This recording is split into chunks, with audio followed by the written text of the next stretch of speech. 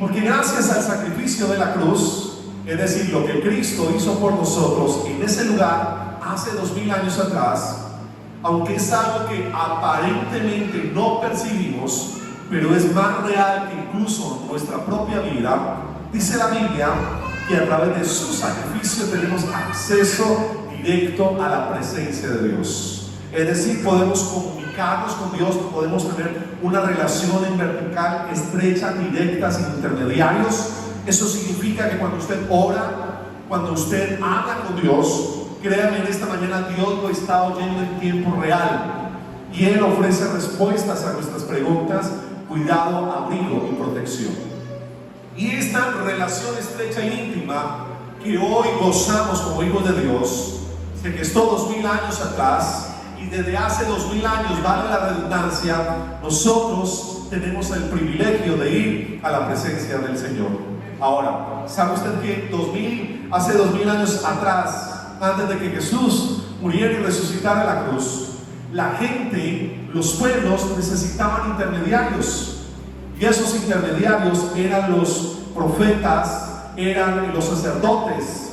En la tradición judaica se habla de que el sumo sacerdote era el que podía ofrecer sacrificios, estaban cualificados, tenían que cumplir una serie de requisitos, y cualquier humano mortal no podía ir directamente a hablar con Dios, se requería un sumo sacerdote. Pero, una vez más repito, gracias al sacrificio de Jesús 2000 años atrás, todos los seres humanos sin excepción tenemos la posibilidad, la oportunidad, y yo diría en esta mañana el privilegio de poder ir delante de Dios y tener un encuentro realmente con el Creador. Por eso la obra de la cruz ha hecho algo extraordinario, y quiero que en esta mañana hablemos de una palabra clave que nos va a ayudar a entender aún más profundamente ese sacrificio, y es la palabra sustituto. Léala conmigo, dígala fuerte: sustituto. Jesús, ¿qué es? Diga fuerte: mi sustituto. Ahora, cuando hablamos de sustitución, ¿qué se le viene a usted a la mente? Yo quiero ejemplificarlo rápidamente. Cuando hay un partido de fútbol y un jugador en el campo lleva 60, 70 minutos jugando, ¿qué hace el director técnico? Lo sustituye por otro jugador que va a ocupar ese lugar en el campo. ¿Por qué? Porque la palabra sustitución nos está hablando de que alguien se pone en el lugar de otra persona.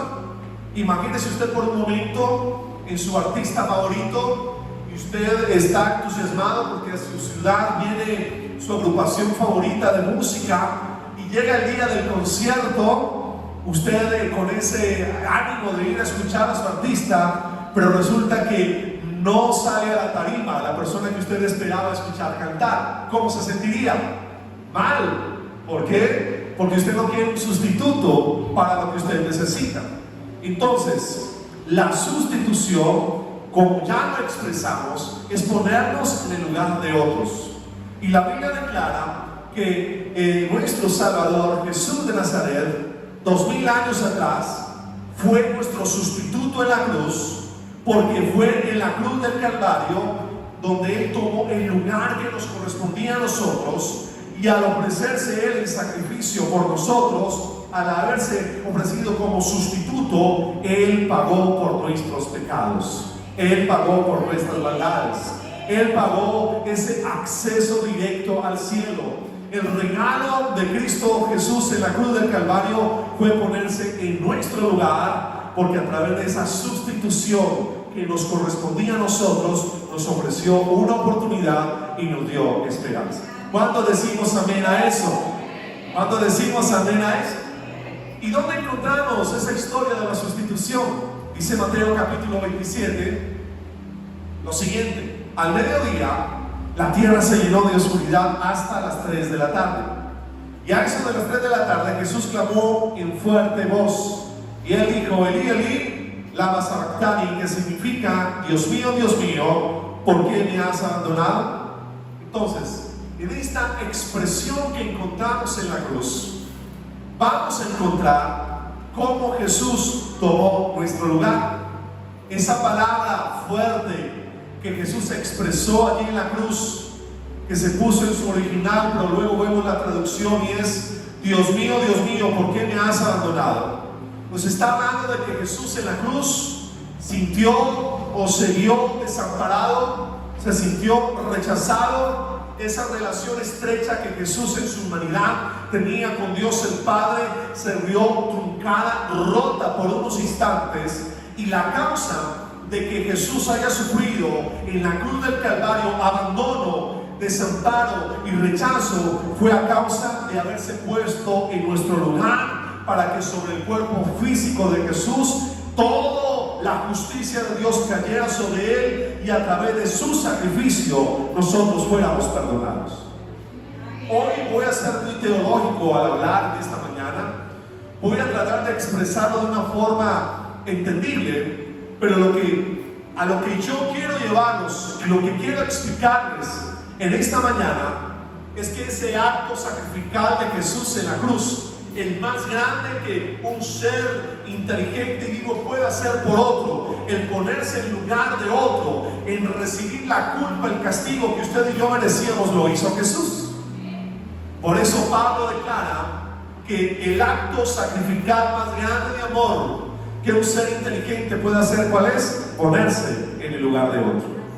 Por eso Jesús, declaramos en esta mañana, nuestro sustituto. ¿Por qué? Porque Él se puso en nuestro lugar. Él tomó ese lugar que nos correspondía, y Él toma el castigo, Él toma la consecuencia, Él toma la culpa, Él carga el pecado del mundo sobre sí mismo, para que hoy nosotros podamos experimentar, podamos vivir y podamos entrar en una realidad que se llama una relación con Dios, gracias a que Jesús se puso en nuestro lugar. Dice la Biblia en 1 de Juan 2:2, allí la Biblia lo expresa y lo empieza a explicar. Dice: Él es el sacrificio por el perdón de nuestros pecados. ¿De quién está hablando? Diga conmigo, de Jesús. ¿Qué hizo Jesús? Es el sacrificio por el perdón de nuestros pecados, y no solo por los nuestros, escucha esto en esta mañana, sino por quién, por los de todo el mundo. ¿Qué es lo que la Biblia nos está diciendo? Que en la cruz del Calvario Jesús no solamente murió por aquellas personas que ya hemos recibido a Jesús como Salvador, sino por todos los pecados que el mundo y la historia de la humanidad ha cometido, desde Adán hasta el presente. Ahora, imagínese usted cuánto pesan esos pecados. Imagine usted por un momento a cuánto ascendería la cifra numérica de pecados acumulados durante más de 6,000 años de historia de la humanidad. Y cuando usted cree haber logrado elaborar una cifra en su cabeza, yo quiero decirle que esa cifra va a ser superada, porque día a día, semana a semana, año tras año, todos acumulamos pecados, errores, faltantes, cometemos injusticias, mentiras, engaños, odios, rencores. Y declara la Biblia, como leíamos en 1 de Juan 2:2, que Jesucristo tomó el lugar de cada ser humano en el planeta por los errores que hemos cometido hasta el día de hoy. ¿Sabe usted que a día de hoy hay más de 8,000 millones de personas vivas en la tierra?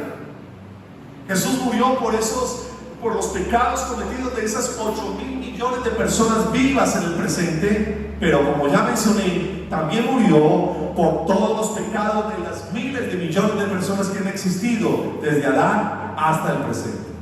Entonces, en la cruz lo que encontramos es a Dios, escucha esto, tomando la forma de un hombre en la persona de Jesús, se hizo humano en la persona de Jesús, y como Él es Dios y su naturaleza sobrepasa mi forma de entender, porque Él es eterno, porque Él no tiene principio ni final, porque Él lo llena todo, porque Él es justo, Él tiene la capacidad de hacerse humano, lo hace la persona de Jesús. Pero cuando Él, Dios el Padre, en calidad de Hijo, va a la cruz del Calvario en su humanidad, y estando allí en la cruz, tomando esa decisión consciente de llevar tus pecados y los míos, también Dios, que es justo y es justicia, allí en la cruz escondió su gracia, la gracia que había depositado Jesús por un breve momento, y es allí donde se rompe esa relación entre Dios el Padre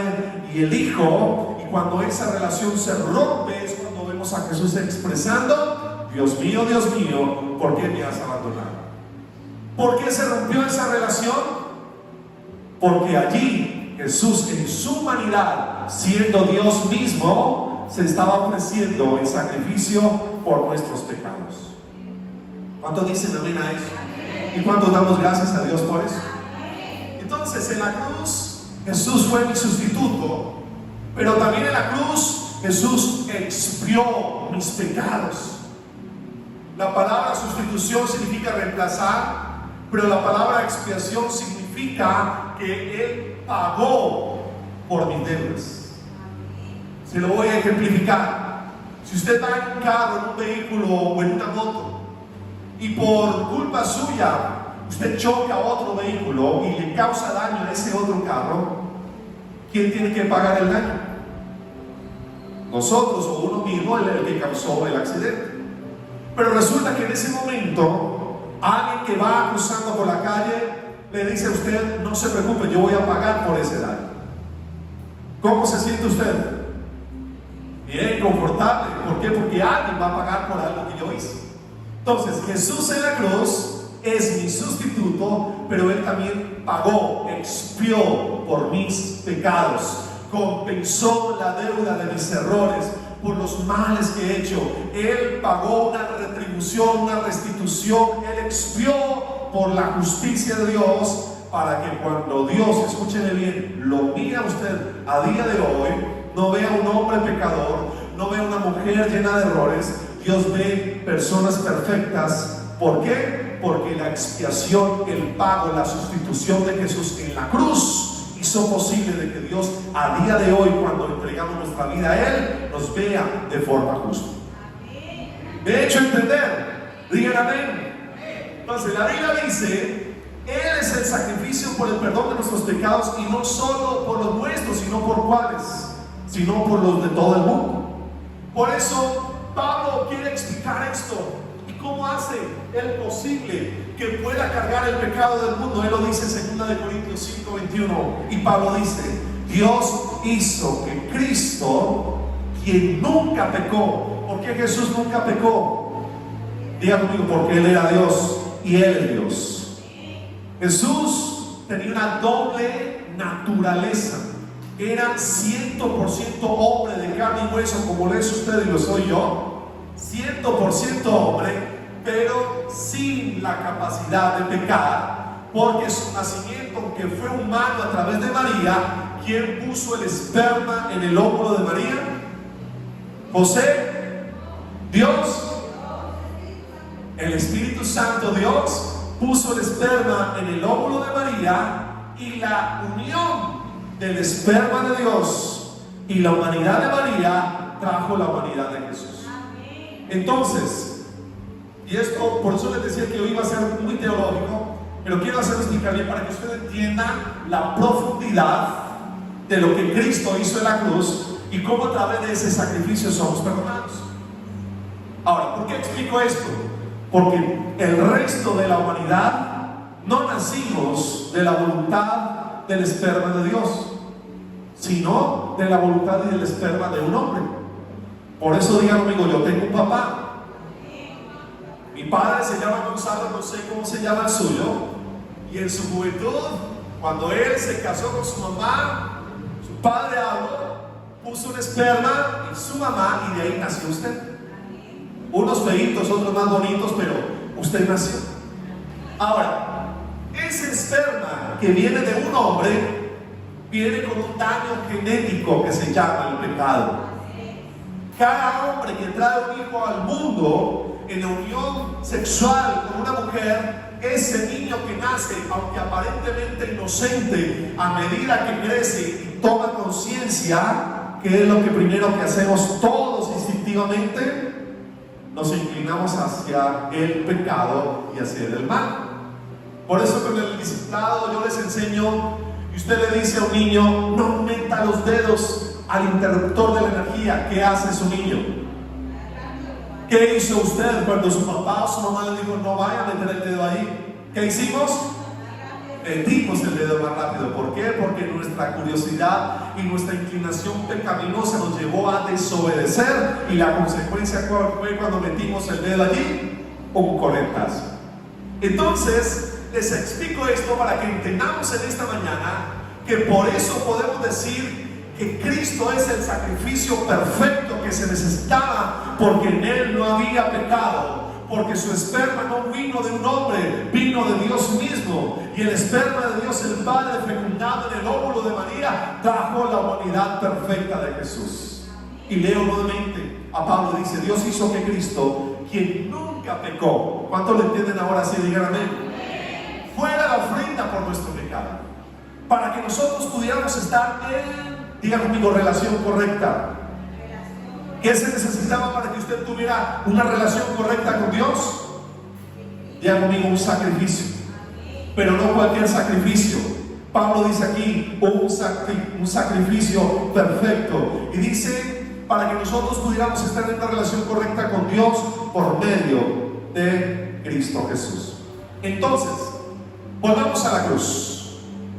Ya hemos entendido hasta este momento que la humanidad perfecta de Jesús era lo que nosotros necesitábamos. ¿Para qué? Para ser salvos, para ser perdonados, y para que esa relación que se había roto a causa de qué, del pecado, fuera restituida. Pero como Dios es un Dios justo, diga conmigo, Dios es justo y Dios es santo, Dios no puede admitir el pecado. Por eso la Biblia dice que no hay pecado en Él. Entonces, ¿qué nos enseña la expresión Dios mío, por qué me has abandonado? Número uno, que al cargar el pecado del mundo Jesús sobre sus hombros, tus errores y los míos, nos muestra la santidad de Dios. ¿Cómo? Dice Apocalipsis 4:8: Santo, santo, santo es el Señor Dios Todopoderoso, quien era, quien es y quien ha de venir. Ahora, cuando usted mira la historia, los griegos, los romanos, cualquier cultura que usted me pueda nombrar, todos los dioses paganos son dioses que cometen errores. Usted mira las mitologías y usted ve a los dioses romanos, a Júpiter, Zeus, Afrodita. La misma historia cuenta que estos dioses tuvieron problemas de lujuria, de ambición, arrogancia, se metían en problemas, eran dioses corruptos, porque esos dioses que fueron nombrados por las mitologías o las culturas eran dioses creados en la mente de los seres humanos. Y cuando usted crea un Dios en su mente, ese Dios no puede ser perfecto, porque nace de un pensamiento de un ser imperfecto. Por eso cuando miramos a Dios, Dios no es una idea preconcebida, Dios es una realidad, y Dios está más allá de nuestro pensamiento. Y por eso la Biblia dice que Dios es perfecto. Dios es la máxima expresión de la justicia, y como Dios es perfecto y Dios es intachable, por eso, como leíamos ahora en Apocalipsis, Dios es santo, santo, santo. ¿Qué significa? Que en Él no hay corrupción, no hay perversión, no hay maldad. Él es 100% perfecto. Por eso en el cielo no hay pecado, en el cielo no hay maldad, en el cielo no hay sufrimiento, no hay enfermedad, no hay tristeza. Todo es perfecto porque Dios es perfecto. ¿Cuántos me siguen hasta allí? Digan amén. Entonces, un Dios perfecto que necesita, para estar en relación con una humanidad imperfecta, se necesitaba un sacrificio perfecto, es decir, el pago justo a cambio de nuestro perdón, el pago justo a cambio de nuestros pecados. Y ninguno de nosotros podía cumplir esa justicia. ¿Sabe por qué? Porque somos imperfectos. Si alguno de ustedes en esta mañana hubiera dicho: yo voy a dar mi vida por los pecados del mundo, o hagámoslo más pequeño, yo voy a dar mi vida por mis propios pecados, usted hubiera fracasado en ese intento, porque en el momento en que el Dios perfecto lo viera a usted, ¿qué va a ver en usted? Imperfección, pecado, maldad. Por lo tanto, usted no tiene cómo pagar esa deuda, porque usted incluso está lleno de deudas sin resolver. Entonces, cuando Dios el Padre, volvamos a la cruz, vio a Jesús, ya lo dije ahora, vio a un hombre como perfecto, porque Jesús no había cometido pecado, porque en él no había pecado, porque genéticamente Jesús era perfecto. Entonces el sacrificio de Jesús en la cruz, Dios lo aceptó. Pero para aceptar el sacrificio de Cristo Jesús en la cruz, entonces Dios tuvo que voltear la mirada de Jesús en relación y en esa amistad, para que el peso de la justicia de Dios cayera sobre el cuerpo de Jesús. Y por eso dice la Biblia que el castigo de nuestra paz, dicho en otras palabras, para que usted hoy tuviera paz, para que usted hoy tuviera perdón, y para que la gracia de Dios lo acobije cada vez que usted la embarra y comete un error, era necesario un castigo, y ese castigo cayó sobre alguien que sí podía cargar el pecado del mundo, que sí podía ayudarnos, y ese es Jesús de Nazaret.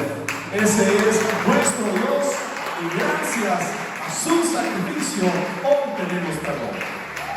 Amén a eso. Amén a eso. Entonces, primero que aprendemos, diga conmigo que Dios es santo. Dios es santo. Por eso nadie aquí, en el lugar de su gloria, podemos decir que podemos ganar al cielo. Por ahí me he encontrado en internet incluso hasta pastores, lamentablemente, con una doctrina errada que están enseñando. Lo vi esta semana, y lo voy a decir textual. Ellos dicen que gracias al 99% de lo que Cristo hizo en la cruz, más mi 1%, mi decisión, mis buenas obras, suman un total de 100, me dan entrada al cielo. Eso es falso. Porque ese 1% que usted pueda poner está contaminado por el pecado, por la maldad, por sus errores, y eso automáticamente nos descalifica para poder creer que tenemos acceso al cielo. ¿Qué es lo correcto? Diga conmigo, gracias al 100% de lo que Cristo hizo en la cruz, puedo ir al cielo. ¿Cuántos dicen amén a eso? Ahora, lo segundo que aprendemos a través de esa expresión que Jesús declaró, ¿por qué me has abandonado?, es que el pecado es algo desagradable. El pecado tiene un alcance destructivo. El pecado es algo que nos daña. Y ahora, cuando usted mira el mundo, cuando yo hablo del mundo, hablo acerca de lo secular. Y usted mira, por ejemplo, la televisión. Encienda un comercial de cerveza.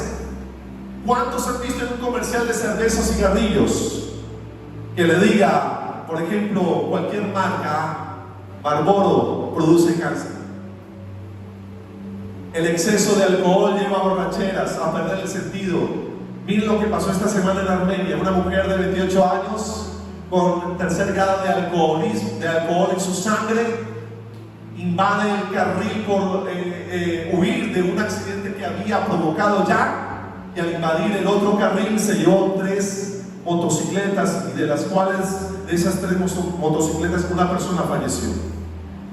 Cuando usted ve un comercial de cerveza que le diga a usted o le recree los efectos del alcohol, los efectos del cigarrillo, los efectos del sexo, los efectos de la inmoralidad, de la infidelidad, ¿cuándo lo hemos visto?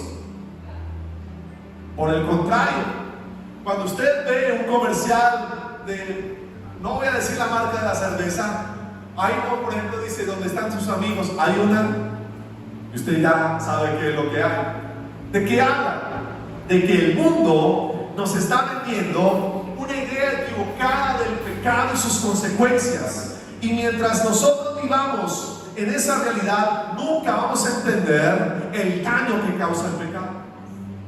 Por eso la cruz nos muestra las consecuencias del pecado. La cruz es un comercial sin censuras que sí te dice la verdad. Y la verdad es que Cristo fue azotado, fue herido. Jesucristo, dice la Biblia, Isaías, era una llaga desde su cabeza hasta sus pies. ¿Por qué? Porque el pecado causa dolor, el pecado causa muerte, el pecado causa fracaso, porque la consecuencia del pecado, dice la Biblia, es la muerte. Por eso la cruz nos muestra qué es el pecado. Entonces, cuando Jesús dijo, me has abandonado, aprendemos que el pecado, ¿qué hace? Nos aleja. Porque ¿qué era lo que estaba cargando Cristo Jesús en la cruz? Dígalo sin miedo y sin temor. El pecado. Y si Dios es justo y es santo, ¿por qué Dios el Padre escondió su rostro de Jesús? Porque Jesús estaba cargando el pecado del mundo, y Dios en su justicia y en su ser perfecto no puede tener relación con el pecado. Por eso necesitamos aprender en esta mañana que el pecado nos aleja de Dios. Cuando usted ora en algún momento de su vida, usted siente que sus oraciones están rebotando del techo, es porque seguramente hay algún pecado en tu vida que no ha sido confesado o no lo has llevado a la cruz, y ese pecado va a ser un impedimento. Es como el techo que va a impedir que tú puedas orar con libertad y que tu oración llegue delante de Dios. Dice Isaías 59:2, son sus pecados los que los han separado de Dios. A causa de esos pecados, dice la Biblia, Él se alejó y ya no nos escuchará. ¿Qué causa que Dios se aleje de nosotros? Dígalo fuerte: el pecado. Por eso cuando usted vive una vida sexual desordenada, eso es pecado. Cuando usted es infiel en su matrimonio, es pecado. Cuando usted miente, cuando usted no practica la honra, cuando usted aguarda dentro de su corazón sentimientos como el odio, el rencor, el resentimiento, etcétera, etcétera, esos pecados van a hacer que nosotros no podamos estar en una relación con Dios. El pecado estorba, el pecado es un impedimento para que usted pueda entrar a la presencia de Dios. Eso es lo que enseña esa expresión de la cruz. Pero número dos, el pecado no solamente nos aleja, el pecado también abruma, es decir, el pecado aflige, el pecado nos lleva a vivir en un conflicto constante mentalmente con el Creador. Porque cada vez que usted comete un pecado, iglesia, estamos infringiendo una ley divina. Y cuando nosotros infringimos leyes divinas, esas leyes divinas que han sido rotas traen consecuencias. Las consecuencias del pecado son la preocupación. Y cuando uno está en preocupación, ¿de qué habla la preocupación? De que mi enfoque no es Dios y lo que Él puede hacer, sino mi problema y la consecuencia que pueda traer ese problema. Por eso cuando hay pecado, el enfoque es quitado de Dios y me centro en lo que me está pasando. Cuando yo solo me preocupo o pongo mi enfoque en el problema, entonces eso me va a llevar a desconfiar de Dios, a tenerle miedo. Y cuando eso ocurre, el pecado produce, escucha, duda, amargura, culpa, resentimiento, vergüenza, soledad, inseguridad, baja autoestima. Porque todas estas cosas son conflictos internos mentales que vienen como consecuencia de vivir lejos del Creador. ¿Me siguen? Digan amén. La Biblia dice en el Salmo 38:4, David dijo, mis maldades me abruman y son, ¿qué? Ahí está en pantalla, una carga demasiado pesada. Ahora les pregunto en esta mañana, ¿Dios quiere que usted viva así? ¿Es la voluntad de Dios que usted viva preocupado, abrumado, angustiado, lleno de miedo, de temor, de resentimiento, avergonzado, de soledad, de inseguridad? Por supuesto que no. ¿Por qué? Porque precisamente lo que Jesús vino a hacer hace 2000 años atrás fue ¿qué? Cargar el peso del pecado para que nuestras maldades o nuestros errores no nos abrumen. Y cuando lo llevamos a la cruz, Él toma nuestro lugar, Él es nuestro sustituto y por lo tanto Él desea cargar por esos errores. ¿Me siguen? Digan amén. Pero lo tercero que es el pecado, ¿qué es? ¿Qué trae? Está ahí en pantalla. ¿Qué hace el pecado? Diga conmigo, el pecado condena. ¿Qué hace el pecado? Condena. ¿Por qué? Porque cuando se viola una ley, hay un castigo. Si yo me salto un semáforo rojo, ¿qué va a pasar? El violar esa ley de hacer un alto me expone a un accidente, me expone a hacer daño a los demás. Y entonces, si me salto el semáforo en rojo y provoco un accidente, viene un agente de tránsito y saca el código de movilidad y me aplica una sanción, un comparendo, porque el saltarme el semáforo en rojo provocó no solamente un daño a mí mismo, sino a otras personas. Dice el Salmo 7:11, Dios es un juez ¿cómo? ¿Y qué hace ese Dios justo? ¿Qué condena? Entonces, si usted peca, si usted deliberadamente practica aquello que usted sabe que a Dios no le agrada, pero usted igual lo hace, y repito, vives una vida sexual desordenada, vives para tus placeres, vives para tus propios impulsos, ¿qué declara la Biblia? El código moral del universo, que ese Dios justo condena la maldad. ¿Cuántos me siguen? Digan amén. ¿Qué significa eso? Entonces, que si yo cometo pecados, ¿qué es lo que va a ocurrir? Que ese pecado va a tener una consecuencia. Romanos 6:23 por eso dice, la paga del pecado es la muerte. La consecuencia de vivir en pecado, ¿qué es? Que nos vaya mal. Cuando usted peca y usted no hace las paces con Dios, cuando usted sabe que su conducta no es la que a Dios le agrada, no puede usted esperar que le vaya bien. Perdóname que sea tan duro en esta mañana, porque la consecuencia directa de violar la ley, esa ley moral universal que solo un Dios justo puede levantar, es la muerte. Pero allí en esas mismas líneas dice que el regalo de Dios, que es la vida eterna en Cristo Jesús. Entonces, como Dios sabe que nuestro problema se llama ¿cuál? ¿Cuál es su mayor problema? No es su suegra. Su mayor problema no son sus deudas. Su mayor problema no es su esposa. Su mayor problema no es su esposo. Su mayor problema no es que usted no haya conseguido sus sueños, o que usted no tenga una casa, o que no tenga un carro. Nuestro mayor problema se llama el pecado, se llama la maldad, se llama el insistir, porque todos lo hemos hecho en aquello que está mal, y usted sabe que está mal, pero usted igual lo hace. Y cuando usted insiste en eso, ese es nuestro mayor problema. Y como Dios sabe que somos incapaces en nuestras fuerzas de solucionar ese mayor problema, adivina quién trajo como sustituto. ¿A quién? A Jesús. Entonces, ¿qué hizo Jesús en la cruz? ¿Pagó por qué? ¿Pagó por qué? Por nuestros pecados. ¿Pagó por sus errores? ¿Pagó por sus malas decisiones? ¿Pagó por sus maldades? Jesús en la cruz cargó por cada una de esas malas decisiones que usted ha tomado hasta el día de hoy. Jesús en la cruz cargó por cada uno de esos hábitos ocultos que usted tiene, que usted cree que están bien. Jesús cargó con ellos. Pero hay una tercera cosa que aprendemos, y es que aunque Él cargó con esos pecados y nuestros errores, la cruz demuestra que la salvación es ¿qué? ¿Qué significa eso? Que Jesús pagó un precio por nuestra salvación. Ahora, ¿a usted le costó pagar por la salvación? ¿Cuántos aquí en esta mañana pueden decir que les tocó pagar por ser salvos? ¿Cierto que no? Porque la Biblia dice, Romanos, volvamos nuevamente al versículo anterior, la paga del pecado es la muerte, pero el regalo de Dios, ¿cuál es? La vida eterna. ¿En quién? En Cristo Jesús.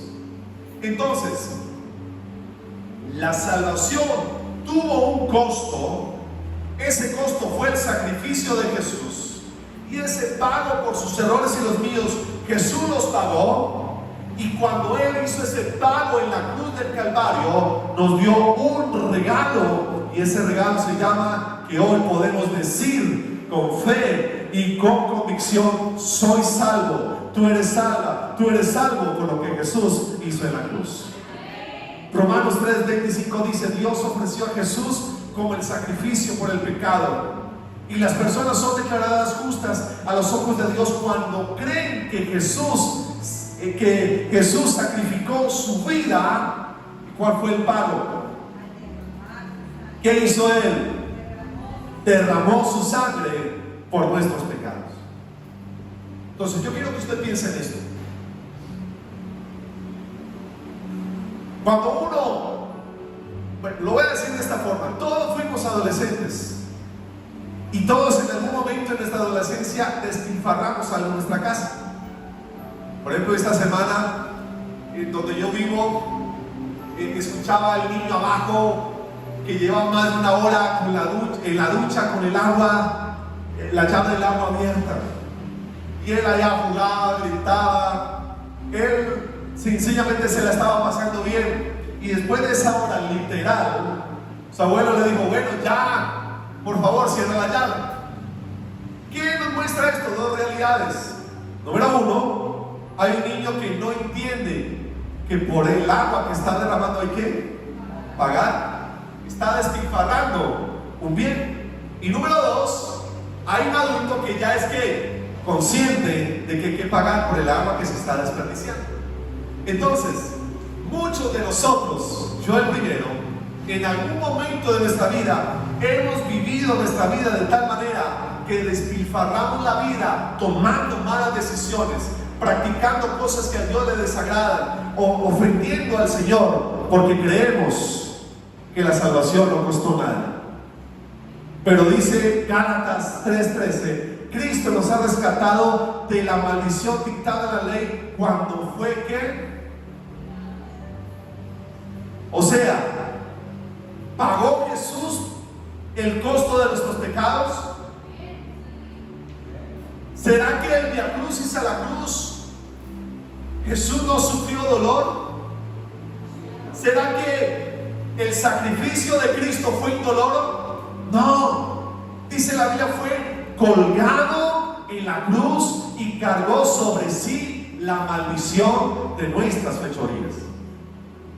Por esa razón, cuando vemos el sacrificio de Jesús, no vemos una muerte normal, sino una muerte horrible. Vemos que fue una tortura sistemática, a tal punto que su piel fue arrancada literalmente de su cuerpo. Su sangre fue derramada a tal punto que ya no había sangre en su cuerpo, ya brotaba agua con sangre. Y no solamente fue el castigo sobre su cuerpo físico, fue cargar la cruz literalmente hasta el Gólgota. Y allí, después de esta travesía de dolor, de sufrimiento, de desgarrar su cuerpo físico, allí Él cargó a través de cada azote, cada herida y cada dolor por nuestros pecados. Dicho en otras palabras, a Jesús le costó. A Él tuvo que pagar a través de su propia vida, a través de su propio sacrificio, el que hoy usted esté allí sentado, el que hoy usted disfrute su bendición, el que hoy usted pueda levantar su mirada al cielo y poder saber de que Él los escucha. Eso tuvo un precio, tuvo un costo delante de Jesús, de Dios, perdón. Cada vez que usted vive una vida desordenada, cada vez que usted toma una mala decisión a conciencia, sabiendo que lo que estás haciendo está mal, estás deshonrando el sacrificio de Dios. Estás malgastando lo que Jesús hizo en la cruz. Por eso, ¿cuál debe de ser mi respuesta? Número uno, mi respuesta es, y diga conmigo: yo necesito salir de mi pecado. ¿Qué necesitamos hacer? Hay que salir del pecado y confiar en que Jesús me puede salvar. Romanos 3:22, Pablo dice: Dios nos hace justos a sus ojos cuando ponemos nuestra fe en Jesucristo. Cuando Dios lo ve a usted bueno. ¿De qué forma Dios lo puede ver a usted perfecto? ¿Cuándo sucede eso? Cuando yo decido poner ¿qué? mi fe en Jesús. Ahora, ¿qué significa eso? Poner la fe en Jesús no es venir a la iglesia cada 8 días y decir por mi culpa, por mi gran culpa, Diosito, perdóname, pero el lunes voy y la embarro y hago y deshago. ¿Cuántos esta semana por ahí veía en internet dejaron de comer carne porque había que comer pescado? Porque a Dios en la religión se enseñó, le desagrada que usted coma carne en Semana Santa. Y me da risa cada año cuando paso por la 40 y veo bares y veo los burdeles que cierran porque les da miedo que caiga un rayo y los castigue, porque es Semana Santa y no hay que ofender a Dios. Pero espérese el lunes y va a ver cómo los burdeles vuelven y abren y los bares vuelven a abrir, porque creen que ya pasó la Semana Mayor y ahora sí podemos hacer y deshacer. Así no se agrada a Dios. La Biblia dice que poner mi fe en Jesús es creer todos los días que aunque soy imperfecto, aunque soy pecador, aunque cometo errores, puedo ir a la cruz, y cada vez que voy a la cruz y dejo mis pecados, mis errores y dejo mis faltantes, Él me hace mejor, Él me hace más perfecto. Y llega un momento en tu vida que dejas de pecar y dejas de luchar, porque cuando vas constantemente a la cruz ves a un Cristo crucificado pero también resucitado, que pagó por tus pecados y los míos, y ese sacrificio me hace perfecto. Entonces diga conmigo, la salvación es gratuita. Dígalo fuerte. Pero aunque es gratis, Dios quiere que yo haga algo conmigo. ¿Y cuál es? Diga conmigo, poner mi fe en Jesús. Hebreos 10:26 dice: si después de recibir el conocimiento de la verdad. ¿Cuál es el conocimiento de la verdad? Esto que yo les estoy enseñando hoy. ¿Cuál verdad? Que Jesús dio su vida en la cruz. ¿Cuántos me siguen? Digan amén. ¿Y qué dice? Y pecamos obstinadamente. Es decir, hoy salen de aquí diciendo: bueno, a mí no me importa lo que Jesús hizo, yo voy a seguir haciendo con mi vida lo que me da la gana. Puede ser que en algunas áreas de tu vida tú digas: ¿quién dijo que tengo que entregarle mi sexualidad a Jesús? ¿Quién dijo que yo tengo que dejar de hacer esto para agradar a Dios? Dice la Biblia: ya no hay sacrificio por esos pecados. Es decir, se lo voy a explicar de otra forma. Hay gente y hay personas que ya se condenaron en vida y no van a alcanzar la misericordia de Dios, porque ya decidieron dentro de su corazón que van a vivir su vida como ellos quieren y no la van a rendir delante de Dios. Y la Biblia le llama eso la blasfemia del Espíritu Santo. Y cuando una persona llega a esa conclusión de vida, ¿sabe qué hace Dios? Se aparta de él y no hay salvación para esa persona. ¿Por qué? Porque está obstinado en seguir pecando una y otra vez y no cree en el sacrificio de la cruz, cree en su propia ley, se hace su propio Dios, y para esa persona no hay perdón de pecados. Por eso es tan importante que usted entienda en esta mañana que si tú sabes en el fondo de tu corazón que el estilo de vida que estás llevando ofende a Dios, necesitas con urgencia decirle hoy a Jesús, porque en Él hay gracia, en Él hay misericordia, en Él hay bondad y favor. Dios, yo quiero vivir mi vida diferente. ¿Y sabes qué va a hacer Jesús? No se va a apartar. Por el contrario, va a venir a tu vida y te va a dar las fuerzas, la capacidad para que puedas cambiar y seas diferente. ¿Me hago entender? Leo nuevamente: si después de recibir el conocimiento de la verdad pecamos obstinadamente, ya no hay sacrificio por los pecados. Entonces, Diego amigo, necesito vivir en un estado de gratitud. ¿Cómo así? Es decir, cuando ya comprendemos que somos imperfectos. ¿Cuántos pecadores hay aquí en esta mañana? Digan amén. Amén. Cuando ya entendemos que no es a mi manera, cuando ya entiendo que mi pecado me aparta de Dios, entonces necesito todos los días, diga conmigo, todos los días, venir a Jesús. Cuando usted se levante en la mañana y su primer pensamiento es Dios, cuando a lo largo de la semana usted dice: yo debo de congregarme, cuando usted vive su vida y sabe que cuando hago algo malo y la conciencia le dice no debiste de haberlo hecho, eso te está diciendo de alguna forma necesitas una relación con Dios.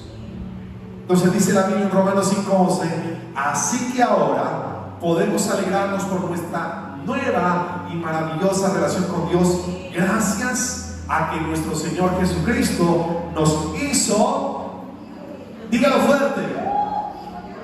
Ahora, por favor, dígaselo a alguien a su derecha, tú eres amigo de Dios, tú eres amiga de Dios. ¿Por qué somos amigos? ¿Por qué nos podemos alegrar? Porque cada día que usted vaya a Jesús y le rinda su corazón a Jesús, esa relación se está renovando. Esa conciencia de Dios está perdonando sus pecados. Entonces, el Dios justo, santo, intachable, inquebrantable, perfecto, Dios el Padre, cuando lo mira a usted, ve a Jesús, porque cada día que usted va a la cruz, Jesús vive en usted, y si Jesús está en usted, usted es un hombre perfecto, usted es una mujer perfecta, y por lo tanto el pecado no tiene poder sobre usted. ¿Cuántos dicen amén a eso? ¿Cuántos en esta mañana me siguen en este mensaje? Entonces, cuando estoy tentado a pecar, número 3, necesito recordar lo que mi pecado le costó a Jesús. Pero pastor, este pecado me supera. Soy irresistible ante las mujeres, ante los hombres, y por eso caigo en fornicación, en adulterio. Usted puede excusarse como quiera. Cada vez que usted sienta un impulso de pecar, recuerde lo que a Jesús le costó su salvación. Primera de Pedro dice, como bien saben ustedes, fueron rescatados de la vida absurda que heredaron de sus antepasados, y el precio de su rescate no se pagó con cosas perecederas como el oro o la plata, sino ¿con qué se pagó su vida? Con la preciosa sangre de Cristo, como de un cordero sin mancha, sin defecto. Entonces, la forma en que usted a partir de hoy se va a ayudar a usted mismo a vivir cada día una vida mejor es recordando lo que Jesús pagó por sus pecados. Ahora, volvamos al ejemplo del adolescente. ¿Qué ocurre cuando uno empieza a crecer? La mente empieza a madurar. Y ese niño que despilfarraba agua, comida o recursos, cuando se hace adulto, se hace consciente de que por ello hay un precio que pagar. Entonces, ¿qué empieza a hacer uno? Por ejemplo, a mí me está pasando, y me estoy dando cuenta que ya me estoy haciendo mayor, es que yo veo luces prendidas y ¿qué hace uno? Empieza a pagar porque consume energía. Usted se hace consciente que hay un costo por su vida. ¿Cuántos le siguen? Digan amén. Que si usted necesita o siente el impulso de pecar, recuerde lo que Jesús pagó por usted. Y automáticamente, créale lo que le estoy diciendo, usted se va a abstener de deshonrar a Dios. Usted se va a abstener de faltarle respeto al Creador, porque usted sabe cuánto le costó a Jesús pagar por su salvación y por una oportunidad en el cielo, y su vida va a empezar.